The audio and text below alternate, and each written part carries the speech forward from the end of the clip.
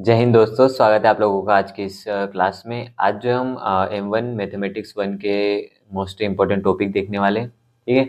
अब ये जो सब्जेक्ट है इससे तो फर्स्ट ईयर वाले सब अच्छी तरीके से वाकिफ हो गए होंगे कि अभी अगर नहीं भी हुए हैं तो कोई ना एग्जाम के टाइम पे वैसे हो ही जाओगे कि ये जो सब्जेक्ट है फर्स्ट ईयर में ये मैथमेटिक्स 1 बी ट्रिपल ई हो गया और ईडी हो गया, ये सबसे ज़्यादा टफ है। ठीक है ना।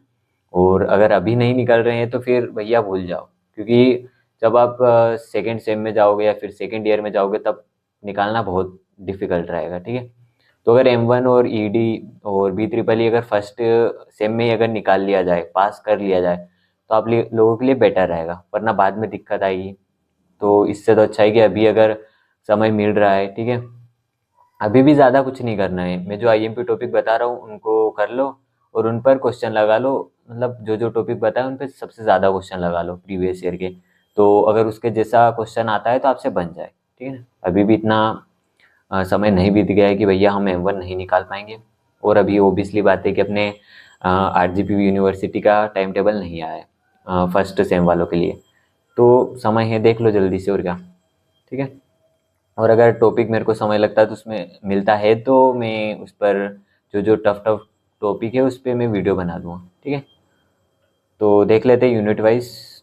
यूनिट 1 में सबसे ज़्यादा अगर इम्पोर्टेंट है तो ये 4 टॉपिक है। ठीक है। पार्शियल डिफरेंशिएशन, और ज़्यादा भी इतना भी टफ नहीं है। जिन्होंने 11th और 12th में मैथ्स सबसे अच्छे से पढ़ी है उन लोगों के लिए तो टफ नहीं होगा। और मैथ्स तो भैया क्या ही टफ, अपनों ने इसमें JEE मेन में पढ़ के आए। बट इसमें क्या है कि थोड़ा जो क्वेश्चन आता है वो थोड़ा ट्रिकी ना पूछ के, मतलब थोड़ा लेंदी जाता है, इसलिए दिक्कत आती है उसमें। ठीक है। रोल्स थ्योरम और partial differentiation, maxima and minima. अब यूनिट 1 तो मैंने अपने इसी चैनल पे कवर करवा रखी है।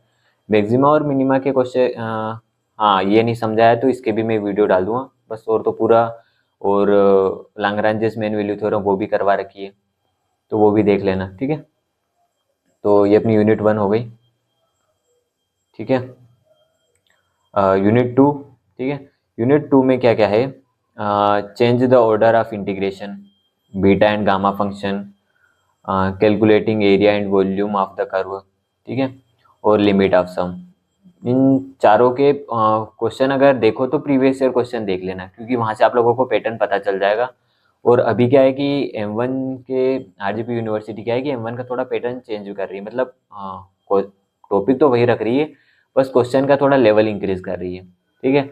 तो इनके अगर क्वेश्चन प्रीवियस ईयर वाले देखोगे ना तो थोड़ा सही रहेगा, वरना ऐसा लगे कि आप भैया इजी इजी और एक एक क्वेश्चन ही देख रहे हो तो फिर दिक्कत है। ठीक है।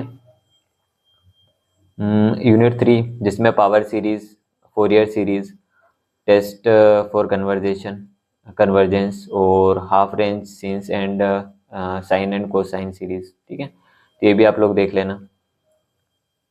यूनिट 3 हो गया। यूनिट 4, इसमें भी मैंने 2 टॉपिक दिए, लीनियर डिपेंडेंट एंड इंडिपेंडेंट, और वेक्टर स्पेस एंड सब स्पेस। इस वेक्टर स्पेस एंड सब स्पेस के पहले क्वेश्चन नहीं पूछे हुए, बट ये क्या है कि अभी थोड़ा पैटर्न चेंज कर रहा है तो इस पे क्वेश्चन पूछ सकता है वो। ठीक है ना। और इसका अगर एक क्वेश्चन पूछ रहा है तो भाई करना ज़रूरी है ना। ठीक है। यूनिट 5, और यूनिट 5 में ये कहूँगा कि इसमें एक भी मत टॉपिक छोड़ना मत। यूनिट 1 2 3 में अगर आप छोड़ दो, पर यूनिट 5 आपको पास कराने तक लेके जाइए। यूनिट 5 में तो मैंने जो 3 टॉपिक बताए ये तो कर ही लेना, और इससे अगर एक्स्ट्रा भी हो रहा है तो यूनिट 5 सबसे अच्छे से करना।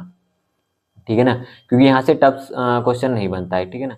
मेट्रिसेस है तो उस पर पूरा क्वेश्चन इजी बनेगा। ठीक है। Eigen value and eigen vector. ठीक है। और डायगोनलाइजेशन ऑफ मेट्रिसेस, तो इतना टफ क्वेश्चन यहाँ से नहीं बनेगा, सबसे इजी बनेगा। तो यूनिट 5 आपको पास करा सकती है। ठीक है ना। और दूसरी यूनिट कराए ना कराए, मैं यूनिट 5 का तो कहूँगा कि उससे 14 नंबर का एक क्वेश्चन आता है, ये इसका eigen value and eigen vector का आ जाएगा, या फिर केले हैमिल्टन थ्योरम का कोई सा भी एक क्वेश्चन। मतलब ये कि 14 नंबर की है ये यूनिट। ठीक है ना। 14, कभी कभार 21 नंबर का आता है, तो देख लेना। 2 2 3 3 4 4 टॉपिक तो है भाई। उसमें भी तुम एक दो यूनिट मत करना, पूरी 5 यूनिट करना।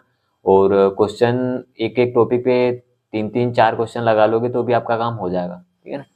इतना भी टफ नहीं है, और हलवा नहीं समझना है मन को कि भाई निकल जाएगा, भाई मैं तो 11वीं 12वीं में पढ़ के आया हूँ और जेई मेन में भी पढ़ा है तो हो जाएगा, तो ऐसा नहीं होएगा। ठीक है, तो जो आईएमपी क्वेश्चन दिए इनको अच्छे से करो। अपने बच रहे हैं ईडी के, तो वो भी मैं आप लोगों तक प्रोवाइड कर दूंगा। और इसकी जो पीपीटी है ये मैं अपने व्हाट्सएप ग्रुप पर शेयर कर दूंगा, तो वहाँ से आप लोग डाउनलोड कर लेना, स्क्रीनशॉट लेने की ज़रूरत नहीं है। ठीक है, थैंक यू।